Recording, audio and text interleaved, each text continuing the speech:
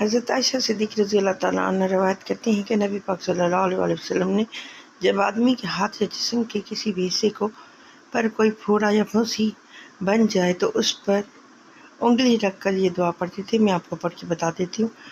اعوذ باللہ من الشیطان الرجیم بسم اللہ الرحمن الرحیم بسم اللہ تربت ارزنا بریکتی بعضنا یشافا سخما بیسنی ربنا.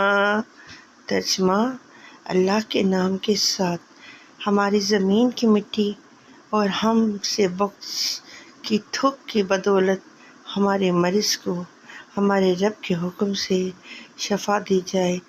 آمین یا رب العالمین. ویڈیو اچھی لگی ہو تو زیادہ سے زیادہ لائک، شیئر اور سبسکرائب کر دیں تاکہ میں لائیو چینل پہ آنا چاہتی ہوں. اس کے لیے مجھے 50 فالوورز کی ضرورت ہے. پلیز سبسکرائب کر دیں.